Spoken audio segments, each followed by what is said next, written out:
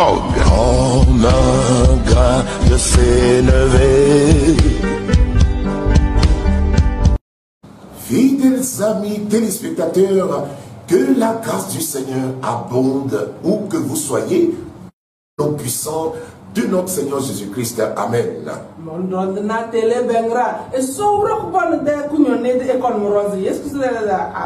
Dès que vous avez reçu notre Seigneur Jésus comme votre Seigneur et Sauveur, oh, il y a un grand événement qui s'est produit spirituellement. Un événement très merveilleux. Il y a le début d'un projet, n'est-ce pas, aussi fantastique concernant votre salut, concernant votre délivrance. Mes fidèles amis, cela ne s'arrête pas là. Vous savez qu'il y a une forte opposition, de forts complots dans les ténèbres, les hôtels familiaux, ils vont s'activer en complicité avec plusieurs autres hôtels afin de vous compliquer la vie, de compliquer votre départ de la servitude.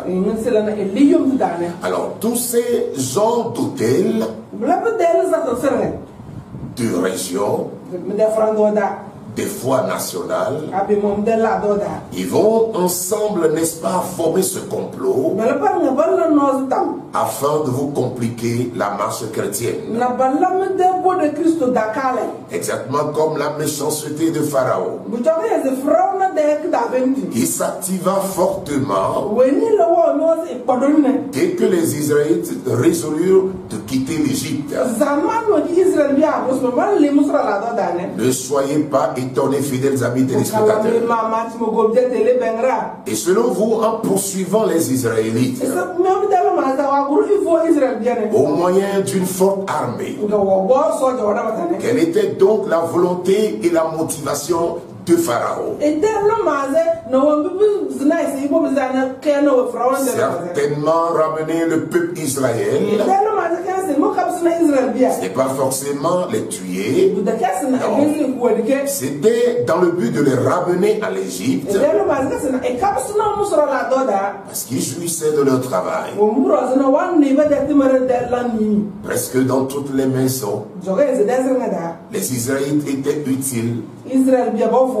Ils étaient utiles à tout. Et là, se rendre compte qu'on les perdait, non, cela n'était pas du tout facile pour Pharaon. Il fallait mettre alors tous les moyens, n'est-ce pas, à sa solde, afin de ramener ce peuple. Ah oui, le ramener à la servitude. Et vous le savez, l'espérance de l'ennemi, c'est que vous abandonniez la marche, que vous vous affaiblissiez. Et alors que vous soyez découragés dans la marche, et ainsi vous récupérez. C'est pour cela, face à toute opposition, le peuple devait se demander qui est le rocher de leur salut,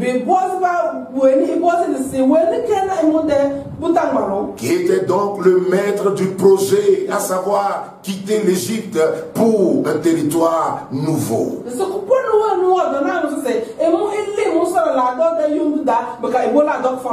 Dans notre marche, chers amis téléspectateurs, face aux différents défis, face aux différents complots, nous devons nous demander qui a formé le projet de départ, qui en est l'auteur, afin que nous puissions fixer cette personne au moment de l'adversité. Est-ce que vous nous suivez, fidèles amis? Nous devons en prendre conscience. Qui est le rocher de notre salut?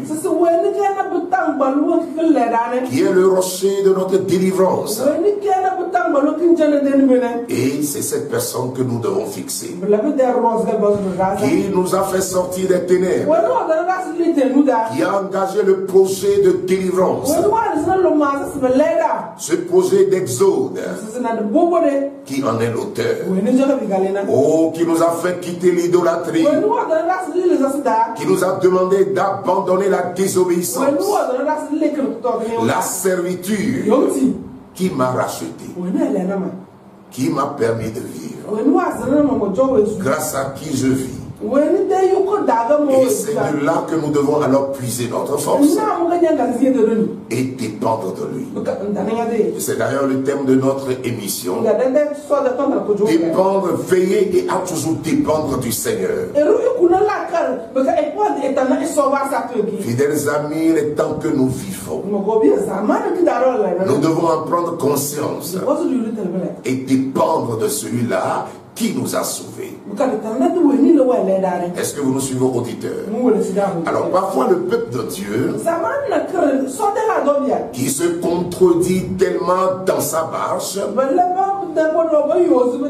se comporte comme si le projet de délivrance venait de lui-même.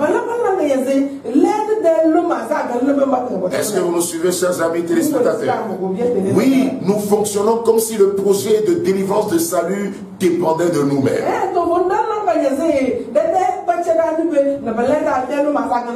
Et c'est ce qui fait que dans notre marche, face aux adversités, face à certaines situations, eh bien nous marquons de pause. Où nous cherchons à revenir en arrière. Nous oublions celui qui nous a adressé cette convocation. Celui qui nous a demandé d'abandonner le passé. Eh bien, face à la pression, nous oublions l'auteur de notre salut. Est-ce que vous nous suivez, fidèles amis? Alors, le message que nous donnons des fois à Dieu est comme s'il n'assumait pas pleinement sa délivrance. Un peu comme s'il n'était pas à la hauteur. Il ne s'était pas vraiment préparé avant que nous quittions la servitude. Et c'est un message, n'est-ce pas, qui ne plaît pas du tout à notre Dieu. Ah oui, quand les temps semblent s'assombrir, quand les promesses tardent, quand les prophéties semblent tarder,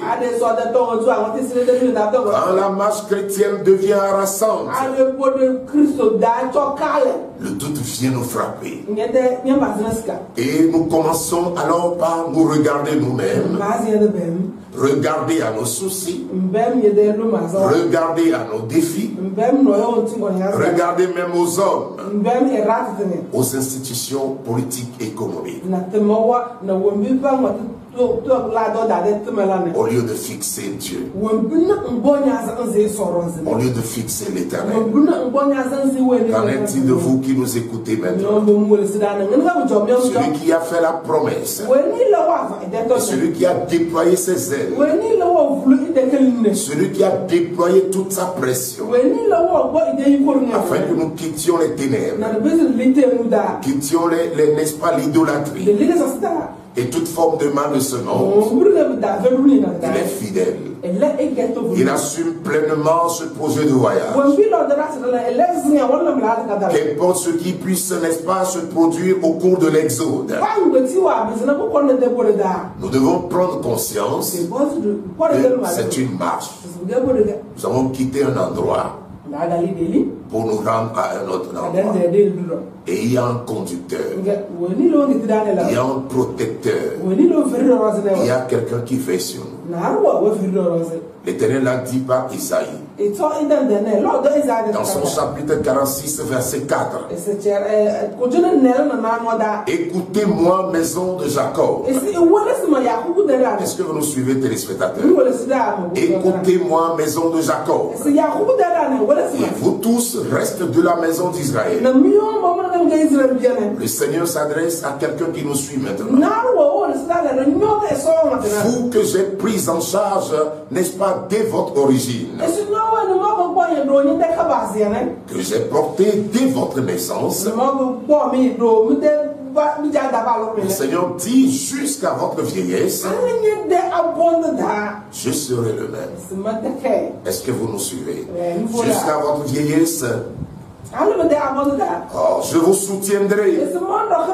Je l'ai fait et je veux encore vous porter, vous soutenir et vous sauver. Est-ce que vous suivez, auditeurs? Chers amis téléspectateurs, l'Éternel s'adresse alors en disant: à qui me comparez-vous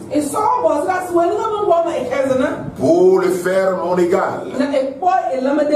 À qui me ferez-vous ressembler pour que nous soyons semblables? C'est une question qui s'adresse à chacun. Dans votre marche chrétienne, face à vos difficultés, le Seigneur vous parle.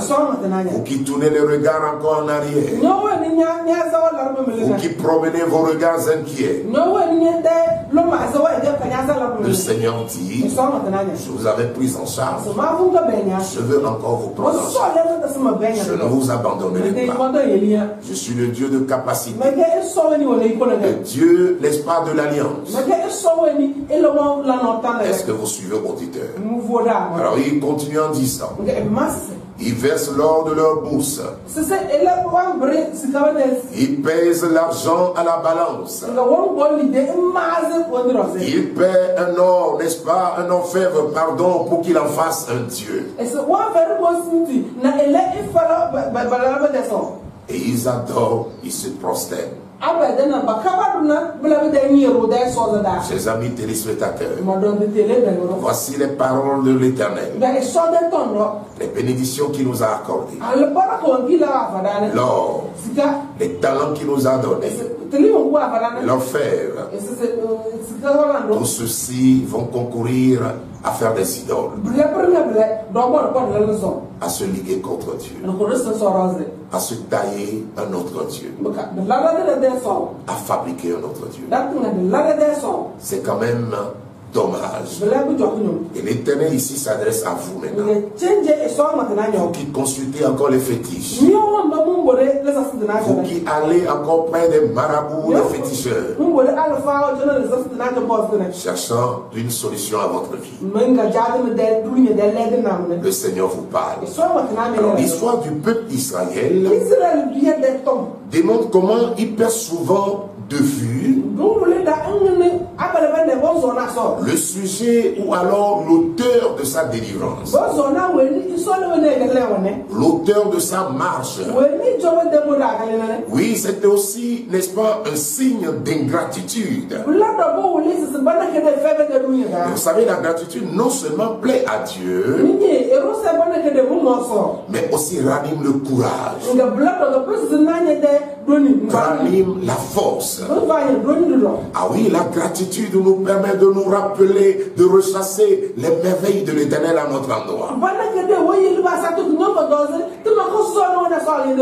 Et David sait tellement bien le faire. Devant chaque opposition, des situations compliquées, oh, il se rappelle toujours des merveilles du passé de son Dieu. Il se rappelle qu'il tirait, n'est-ce pas, son salut de l'Éternel. Et il veut toujours dépendre de lui. Il veut continuer à dépendre de ce Dieu merveilleux. Et cela renouvelle alors notre intelligence. Et l'opposition que nous vivons, les attaques que nous vivons, lorsque nous nous permettons de nous remémorer des espoirs du passé, des délivrances du passé, c'est un sujet de persévérance. Cela vient ranimer notre capacité et notre force. Eh bien, on se dit, Celui qui l'a fait par le passé, il le fera encore. L'Éternel qui m'a délivré des partous, David, devant une grande opposition, il va dire qu'il le délivrera encore. Il m'affranchira encore. Est-ce que vous y croyez, fidèles amis téléspectateurs? Voilà, nous devons en prendre conscience. Oh, celui qui l'a fait par le passé le fera encore. Celui qui vous a protégé jusqu'alors. Les vents soufflés, les vents de la pandémie. Plusieurs s'en ont, n'est-ce pas, écartés. Plusieurs ont perdu la voix. Plusieurs même ont perdu la vie. Et vous en êtes là, à la grâce de Dieu. Celui qui a pourvu à la délivrance, celui qui a pourvu à la protection, il n'abandonne pas. Il est toujours là. Est-ce que vous le sentez, fidèles amis? Il est toujours fidèle. Il se joint maintenant à vous. Comme ces deux disciples après, n'est-ce pas, la mort de Jésus. Ils s'en allaient déçus, épuisés, découragés dans leur marche harassante. Cléopas et son ami. Et c'est là où Jésus s'est, n'est-ce pas, joint à cette équipe. Et c'est comme ça qu'il se joint également à vous. Dépendez toujours de lui. Il n'est pas mort. Il est vivant. Il a dit à ses disciples, et voici, je suis avec vous jusqu'à la fin des temps. Alors ne vous découragez pas. Continuez à puiser votre énergie de lui. À puiser votre foi de lui. Est-ce que vous nous suivez, chers amis? Il a dit, je suis le cep. Vous êtes les sarments. Et fidèles téléspectateurs, vous le savez très bien. Est-ce que les sarments peuvent vivre? Est-ce que les savants peuvent résister sans être attachés au cep? Ce n'est pas possible. Je suis le cep, vous êtes les savants. Si vous vous détachez, si vous vous éloignez à cause de la pression, à cause peut-être du feu de la brousse, vous allez perdre les feuilles. Vous ne pouvez pas y résister. Mais si vous restez attaché au cep, vous produirez du fruit. Parce que le cep lui-même a la racine qui puise ces substances de Dieu. Malgré la sécheresse, malgré tout ce qu'on puisse imaginer, vous êtes alors comme un arbre planté plein de courant. Ne puisez pas vos ressources de ce monde déjà, n'est-ce pas, perdu. Ce monde déjà épuisé. Les ressources sont épuisées. Mais quand vous tirez vos ressources à partir du cep, le cep lui-même ayant une racine dans le royaume, vous ne perdrez jamais. Chers amis téléspectateurs, nous prions que le Seigneur relève votre foi maintenant. Il y a une histoire biblique qui m'interpelle à chaque fois. Et l'histoire du roi Asa, alors dont vous connaissez le père Josaphat. Nous pouvons lire cela dans 2 Chroniques chapitre 15 et 16. Alors, et c'est une attitude que nous devons, n'est-ce pas, regarder de très près. Parce que cela arrive ou cela peut arriver à n'importe qui. De comment ce monde peut nous détourner de l'objectif. De comment ce monde, à un moment donné, peut réussir à nous, n'est-ce pas, nous pousser à dépendre de lui.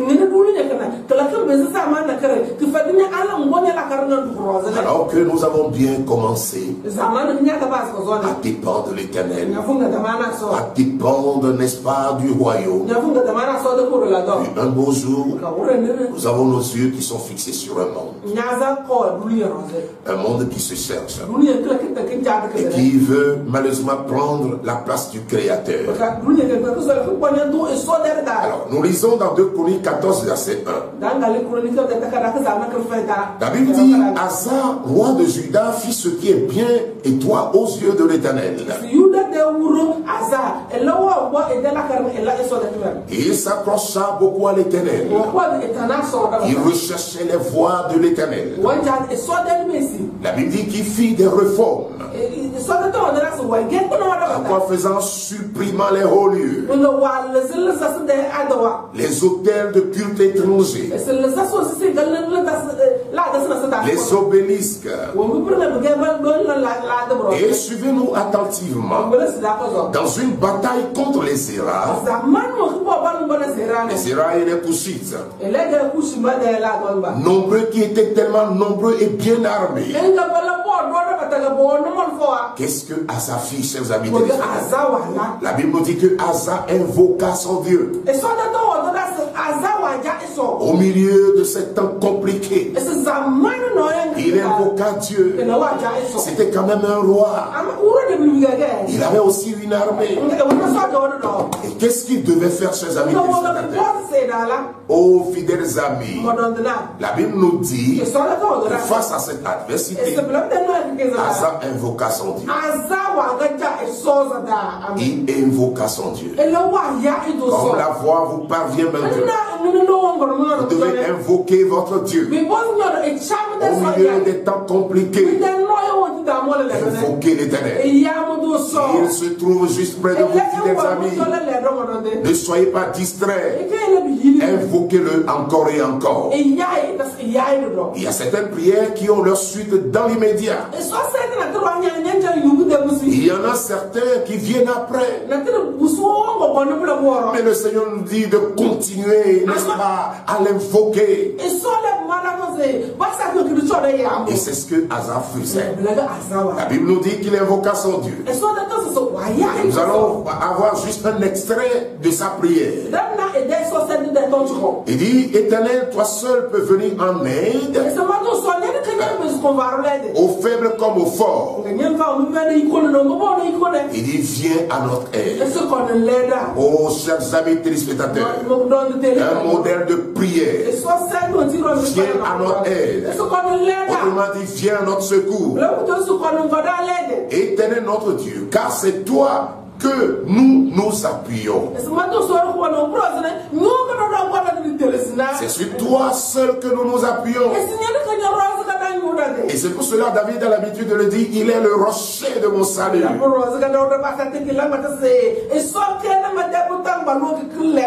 Sur qui vous vous appuyez, chers amis téléspectateurs? Sur ce monde, sur la science, sur la médecine. Sur quoi vous appuyez? Asa dit ici, c'est sur toi seul que nous nous appuyons. Il continue en disant, dans sa prière, et nous sommes venus en ton nom contre cette multitude. Avant d'affronter la situation, et Seigneur, ce n'est pas nous. C'est en ton nom que nous venons faire face à cette situation. Cette vive opposition, c'est en ton nom que nous les affrontons. Un peu comme David le déclara, n'est-ce pas, à Goliath. Et Dieu aime cela. Avez-vous perdu cette valeur, fidèle téléspectateur? En quel nom vous affrontez vos défis? En quel nom affrontez-vous cette maladie? Est-ce que au nom de Dieu, sincèrement, vous avez vous-même un plan B? Le plan B qui demande de s'appuyer sur les choses de ce monde. Le Seigneur s'adresse à vous maintenant. Pour Asa, La Bible nous dit qu'il priant ainsi, nous sommes venus en ton nom contre cette multitude. Et vous savez la conséquence de cela. La Bible nous dit que Asa sortit de ce combat victorieux. Vous pouvez aussi vous en sortir. Sortir de ce combat acharné contre vous. Vous pouvez vous en sortir au nom de Jésus. Alors ici nous voyons donc Asa très évolué, confiant en son Dieu. Alors suivez attentivement. Alors au cours d'une autre, n'est-ce pas, situation ou d'un autre combat, précisa la Bible dans sa 36e année de règne, la Bible nous dit que Asa, qui était coincé dans un combat, cette fois-ci il ne consulta point Dieu. Il fit une alliance mauvaise avec un roi nommé Ben-Hadad, afin de sortir du combat. Exactement, comme plusieurs le font de nos jours. Il faut avoir le regard sur quelqu'un qui est plus fort que soi. Il faut rentrer dans d'autres alliances afin de garantir notre protection, afin de garantir notre salut, afin de garantir notre pain quotidien. Non, chers amis téléspectateurs, ces personnes étaient où quand vous avez, n'est-ce pas, quitté l'Égypte? Ils étaient où quand l'Éternel vous a délivré? Ils étaient où quand l'Éternel vous a adressé une sainte convocation de quitter les ténèbres? Et comme cela, il se pointe un beau jour pour vous proposer des choses. C'est pour une bonne raison que nous avons accepté de quitter l'Égypte. Ne l'oubliez pas. On était en servitude. On était au milieu d'un peuple idolâtre. Un peuple qui était capable de porter sur sa tête son Dieu. Et ces choses nous ont fatigués. Nous avons accepté le projet de Dieu, celui de nous faire sortir des ténèbres. Chers amis téléspectateurs, ne l'oubliez pas. Et comme un bon jour, ces Égyptiens avec leurs idoles vont se pointer encore sur notre route pour nous demander de retourner. Soyons intelligents. Alors ici, Asa, malheureusement, va se livrer à des alliances. Asa ne va pas consulter son Dieu. Asa va malheureusement s'appuyer sur les hommes, sur les chars, les chevaux, les armées.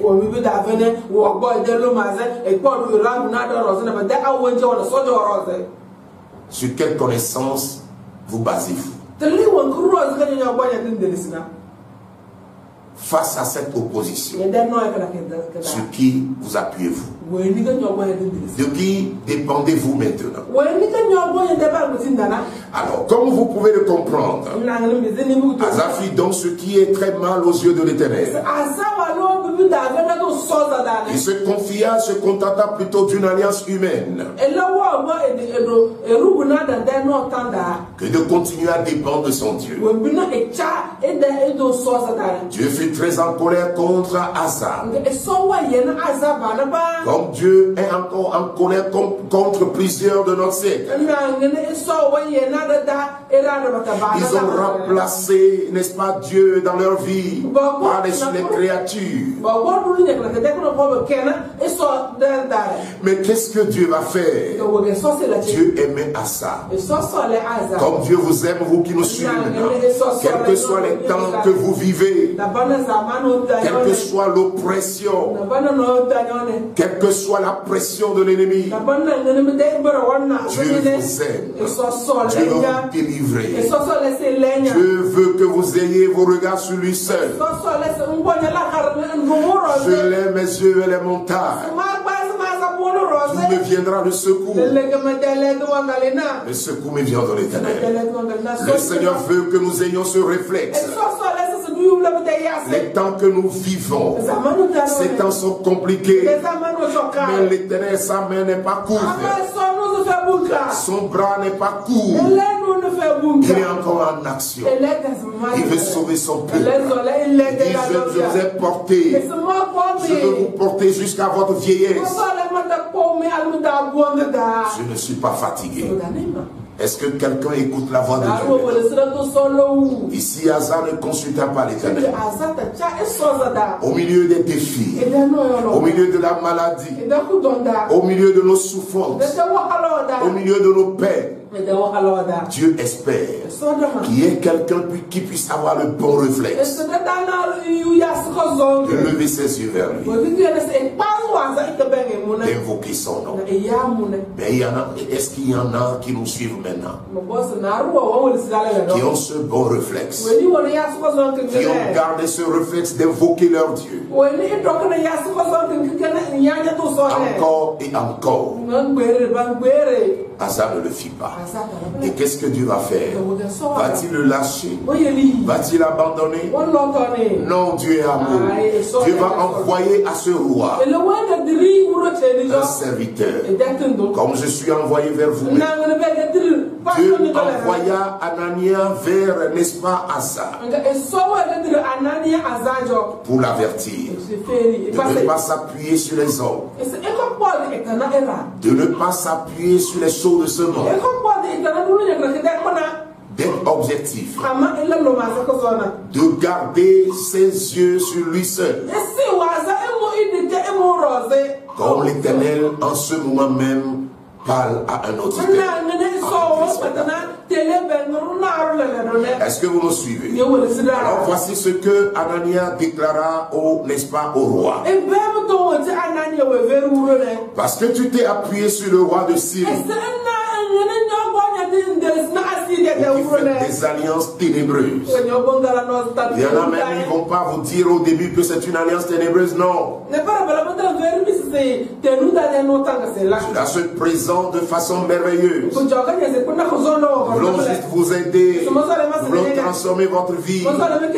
Chers amis téléspectateurs, soyez vigilants ici pour menacer ce roi. Et il va dire, mais écoute, tu ne t'es pas appuyé sur Dieu parce que tu as fait l'alliance avec la Syrie. Et tu ne t'es pas appuyé sur l'Éternel ton Dieu comme tu le faisais. Dieu va dire maintenant à son serviteur Asa. La conséquence c'est que l'armée de Syrie s'est échappée de tes mains. Tu pouvais convaincre, tu pouvais battre, tu pouvais avoir la victoire.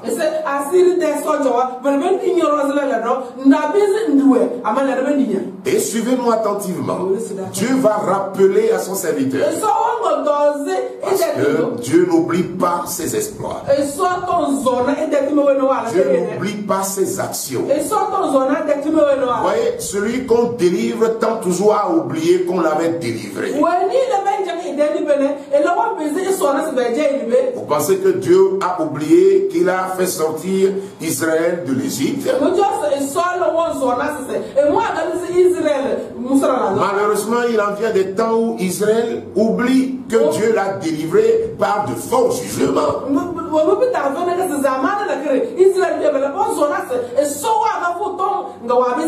Celui qui a déployé son énergie, ses ailes, pour vous délivrer, pour vous apporter le salut, n'oublie pas.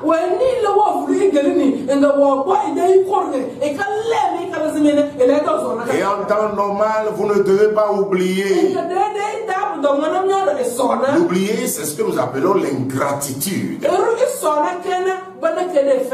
Et les croyants de notre génération sont devenus ingrats dans tous les domaines de leur vie.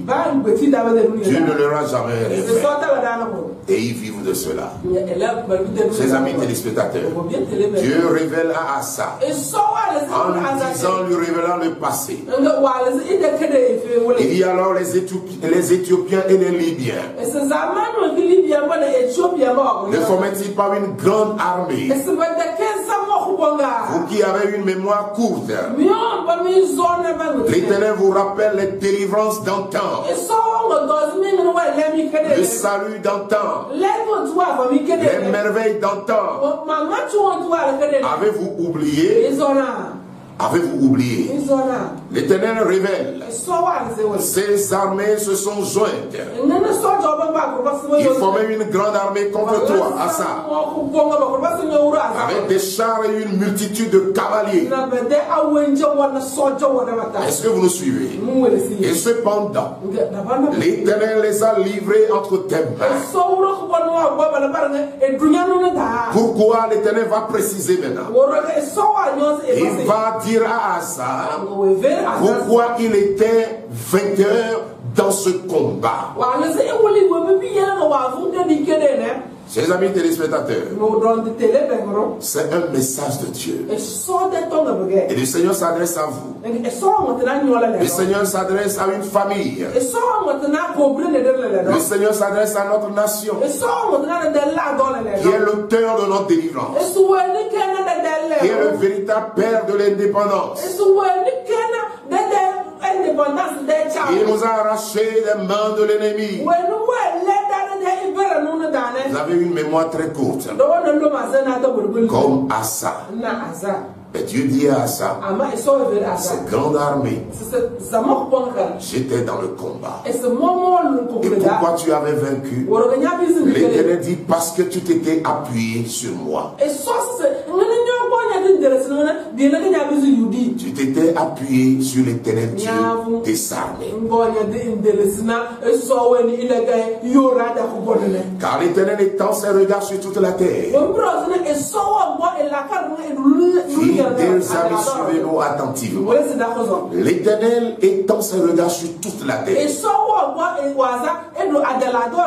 sans exception. Ça veut dire, vous qui nous suivez maintenant, dans votre demeure, en déplacement, où que vous soyez, il y a l'Éternel Créateur qui promène ses regards. Vous ne pouvez pas échapper à son radar. Ces caméras sont partout, comme des drones spirituels. Ils vous repèrent maintenant. Mais pourquoi faire? Suivez attentivement. Il étend ses regards sur la terre pour soutenir ceux qui ont le cœur tout entier pour lui. Pour soutenir ceux dont le cœur est tout entier à lui. Vous savez très bien ce que cela veut dire, tout entier pour lui. Ceux qui n'ont pas le cœur partagé au milieu des défis. Ceux qui n'ont pas un plan B, un plan secours. Ils gardent le plan unique de Dieu. Le plan de délivrance de notre Seigneur. C'est l'unique plan qu'ils ont. Leur salut vient de l'Éternel. Leur guérison vient de l'Éternel. Ah oui, chers amis téléspectateurs, où que vous soyez maintenant, quel défi vous fait face maintenant? Si vous avez le cœur tout entier pour l'Éternel, alors il est prêt à vous soutenir. Il est prêt à intervenir dans ce combat. Il a fait avec nos aînés. Il continue de le faire. Et il fait cette promesse. Je parcours de mes regards toute la terre. Je veux soutenir un téléspectateur maintenant. Je veux venir en aide à une téléspectatrice maintenant. Je veux délivrer une personne du couloir de la mort maintenant. Je veux rendre justice à quelqu'un maintenant. Et vais-en trouver. Mes drones planent maintenant. Afin de discerner, de voir. Mes yeux spirituels sont là maintenant. Car je suis omniprésent. Et je recherche le faible reste. Qui attache toujours sa foi à l'Éternel. Il n'est pas prêt, n'est-ce pas, à baiser la bouche de Baal.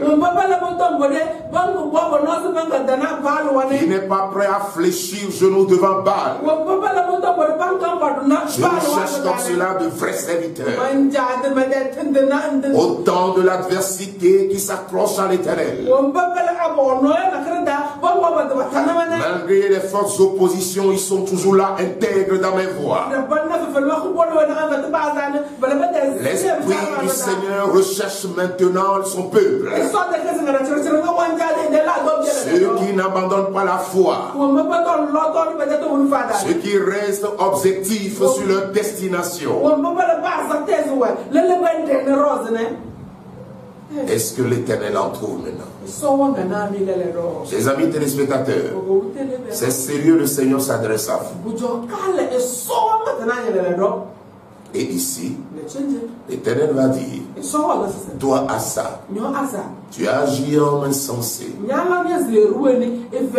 Dans cette affaire, car dès à présent, tu auras des guerres. Est-ce que vous comprenez cela? Oui, certainement, Asa avait des guerres. Mais ces guerres venaient par moments. Son trône était un trône de paix. Son mandat était un mandat de paix. Est-ce qu'il le savait? Même s'il ne le savait pas totalement, il le savait en partie. Peuple togolais. Le mandat est le mandat de paix venant de l'Éternel.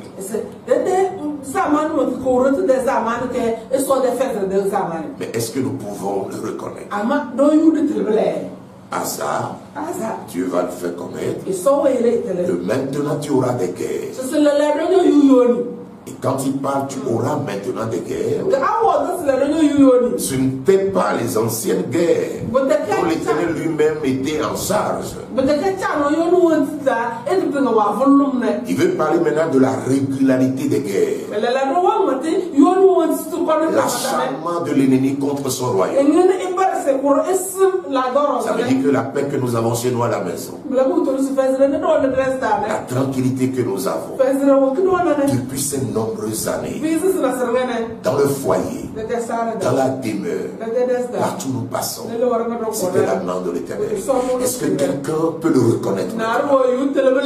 Parce que quand l'Éternel enlève sa main, Dieu n'est pas obligé de susciter l'ennemi vers toi. Juste quand il enlève sa couverture, il enlève sa main. Oh, vous êtes exposé à de graves danger. Même le souffle de vie que vous avez maintenant, c'est l'Éternel. C'est sa grâce. C'est sa fidélité. Les amis téléspectateurs, Asa n'a pas pu se repentir. La Bible dit, quand vous écoutez sa voix, n'endurcissez pas votre cœur. Peut-être vous nous suivez maintenant. Vous allez encore vous enorgueillir. C'est moi-même. Ce sont mes talents. C'est ma capacité. C'est mon savoir. C'est ma sagesse. C'est grâce à mes alliances. Non. Le Seigneur vous parle. Si vous êtes là encore, il vous a préservé afin que vous puissiez vous atteler à l'essentiel. Le connaître dans toutes vos voies. Comme Proverbe nous exhorte. Il dit reconnais-le dans toutes vos voies. Reconnais-le dans toutes tes voies et il aplanira tes sentiers. Est-ce que vous reconnaissez l'Éternel dans vos voies maintenant? Des amis téléspectateurs. Alors le message est envoyé à Asa de se repentir. Mais il ne va pas le faire. La Bible dit qu'il va s'en prendre à Anani. Ouais, au lieu de se repentir, il va s'en prendre au prophète. Il va emprisonner même le prophète. Et Asa, jadis droit, oppressa encore davantage, c'est-à-dire qu'il endurcit son cœur. Il a perdu ses valeurs, ses vertus. De la grâce de Dieu. Comme plusieurs croyants de ce siècle. La vertu d'amour. La vertu de grâce. L'adoration du vrai Dieu. L'attachement à ce qui concerne le royaume. L'amour au-dessus de toutes choses. La piété. Avez-vous toujours ces vertus? Il a endurci son cœur. Peut-être que vous êtes dans cette même situation. Vous en voulez au pasteur. Vous en voulez aux serviteurs de Dieu. Vous acharnez contre eux. Chers amis, quelle sera votre fin alors? Dieu ne punit pas sans cause. Il punit celui qu'il aime. Et son objectif, c'est de faire revenir la personne à la raison. Alors c'est peut-être que vous traversez maintenant. Que vous amenez juste à reconsidérer vos voies. À revenir sur les anciens sentiers qui vous faisaient prospérer. Revenez aux anciens sentiers. Et Paul s'en est aussi inquiété à l'endroit des Galates. Il disait, êtes-vous tellement dépourvu de sens? Après avoir commencé par l'esprit, voulez-vous maintenant finir par la chair? Galates 3, verset 3. Alors suivez-nous très attentivement au verset 12. La 39e année de son règne. Alors, il y a un événement qui va se produire encore. La Bible dit que Asa eut les pieds malades au point d'éprouver de grandes souffrances. Qu'avez-vous maintenant? Vous éprouvez peut-être de grandes souffrances. Dieu est là. Il est à côté de vous. Ne perdez pas de vue l'auteur de votre salut. Dépendez de lui. Quelles que soient vos fortunes, chers amis. Quels que soient vos conseillers. Vos ressources, vos connaissances. Dépendez de lui. Ne soyez pas distraits, chers amis auditeurs. Le Seigneur ne vous a pas mis dans ce beau jardin. Il ne nous a pas bénis pour que cette bénédiction prenne sa place. Regardez à lui seul. Ici, comme une suite normale, les punitions qui venaient, eh bien, Asa ne les discernait plus. Il s'est éloigné de son Créateur. Il s'est éloigné de son. Même avec, n'est-ce pas, l'enflure de ses pieds. La Bible dit Pourquoi la Bible nous précise cela? La Bible nous dit qu'il ne chercha pas l'Éternel lorsqu'il avait les pieds enflés. La Bible précise, mais il consulta les médecins. Est-ce que vous me suivez? Il avait donc son cœur qui n'était plus tout entier à l'Éternel. Mais il avait désormais son cœur partagé. Il avait les moyens de se faire consulter par des médecins. Pour plusieurs d'entre nous aujourd'hui, nous préférons faire des scanners, nous préférons investir dans notre santé, alors qu'en amont, il faut se confier à Dieu.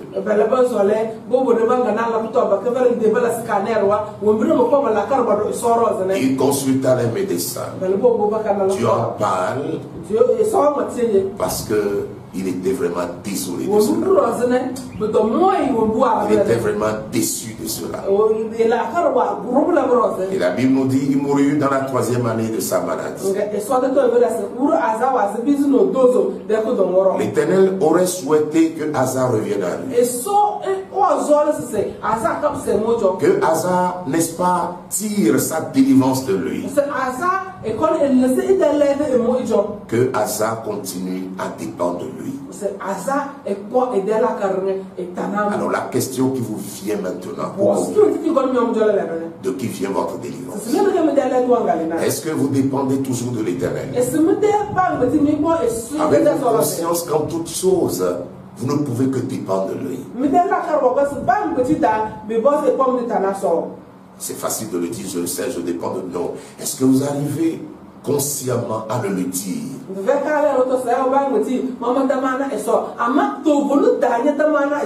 À invoquer son nom, à le consulter comme vous consultez les médecins.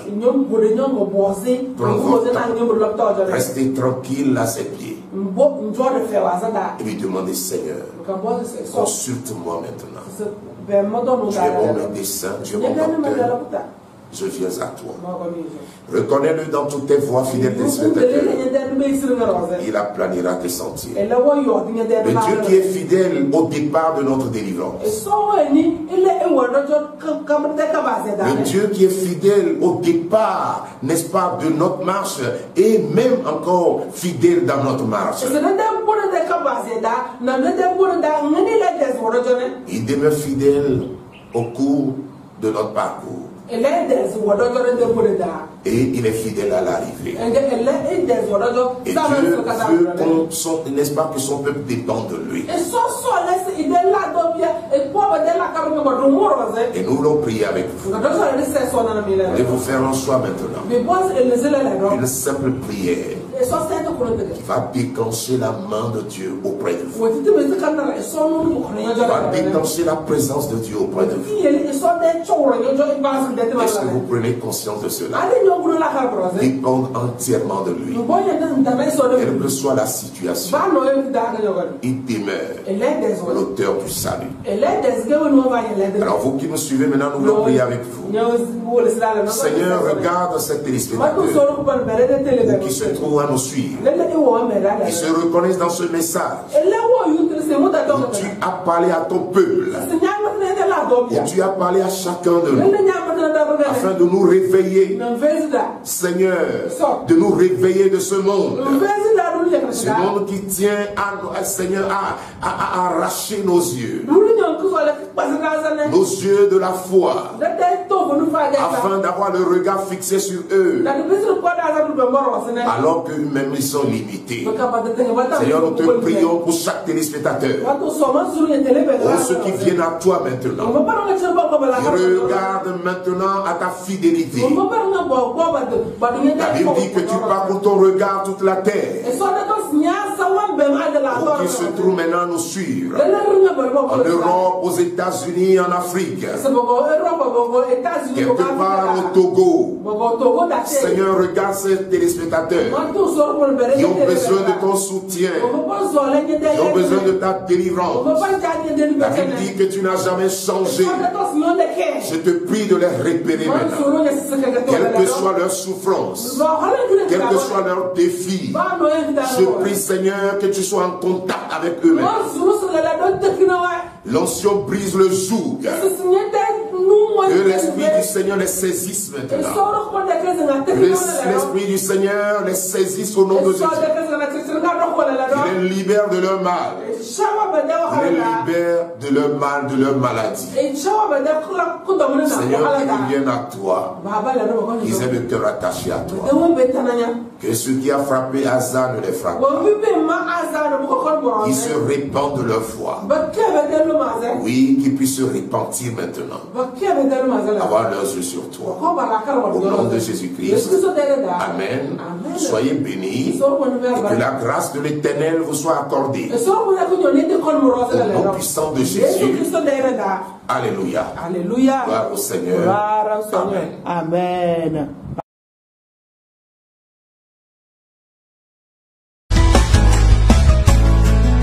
Ô Seigneur, nous voici dans ta présence. Nous voici dans ta présence. Nous voici dans ta présence, Seigneur. Nous voici dans ta présence pour t'adorer, Seigneur. Nous voici dans ta présence. Dans ta présence. Voici, oh oui, dans ta présence, Seigneur. Oui, Seigneur. Voici, dans ta présence, Oh, pour t'adorer, Seigneur. me voici devant ton trône. Me voici devant ton trône, Seigneur. Me voici devant ton trône pour t'écouter, Seigneur. Ta présence, Nous rassure, elle nous rassure. ta présence, Oh oui, Seigneur. dans la vie. Ta présence est notre milieu de vie. Oh, Dirige nos pas, Makandorobo Setelebe. ta présence, Oh, ta présence. Ta présence nous rassure. ta présence, Oh, me donne la vie. ta présence est notre milieu de vie. Ta présence, Et Makandorobo. je n'ai pas Oh oui, Seigneur, ta présence. me rend heureux. Oh, parce qu'il était dans la présence de l'Éternel, où il avait parlé avec lui. La peau de Moïse rayonnait et le peuple ne pouvait s'approcher de lui. Oh, il y a d'abondantes joies et délices éternelles dans sa présence. Assurément, lorsqu'on tourne vers lui les regards, on est rayonnant de joie et le visage ne se couvre pas de honte. Oh, gloire au Seigneur. Oh, alléluia. Alléluia, Hosanna au plus haut des cieux. Oh, ta présence. Oh, la santé, la paix, le bonheur se trouve rien que dans ta présence, Seigneur. Oui, rien que dans ta présence. Dirige mes pas. Oh,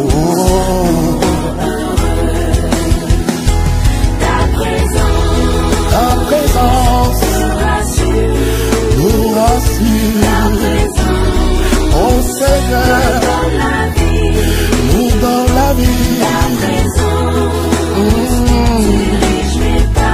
Dirige mes pas. Oh, merci Seigneur de nous garder continuellement dans ta glorieuse présence.